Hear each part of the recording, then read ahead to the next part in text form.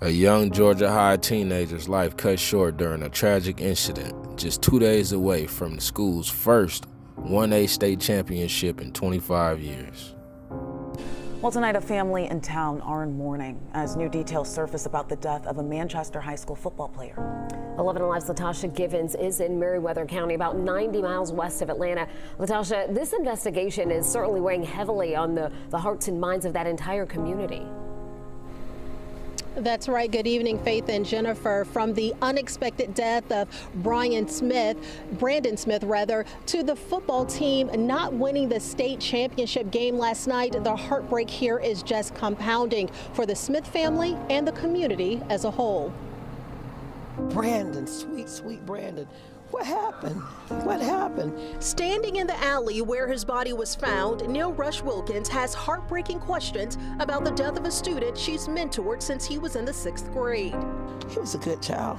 He didn't deserve this. Rush Wilkins says 17-year-old Brandon Smith was a gentle giant who was being raised by his grandparents. Well, he would even try to work sometimes just to bring a little money to help Grandma and Grandpa out. He's just a good boy. 11 Alive spoke with his grandmother, Maxine Smith, after he was found. She told us he had been shot.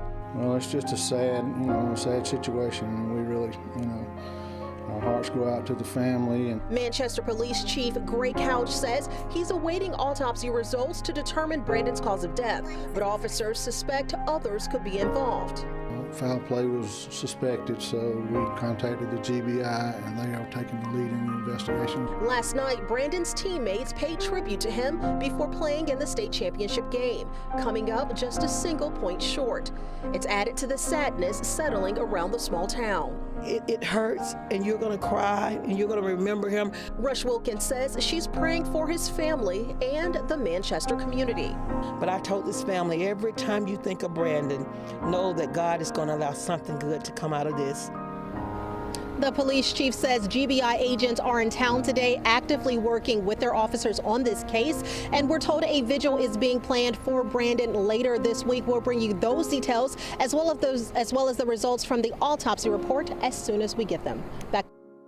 According to journalist Cody Alcorn, 19-year-old Aldarius Deshaun Williams' booking report indicated that Brandon was killed on December 7, 2023, which is the actual day he was last seen.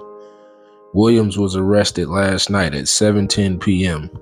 by the Georgia Bureau of Investigations along with the Manchester Police Department and charged with murder. The address listed for Williams is about 2 miles away from where Brandon's body was found on 3rd Avenue on December 10th, 2023 in a wooded area. It's still unclear if he actually was shot in that location or his body was left in that wooded area after he was killed.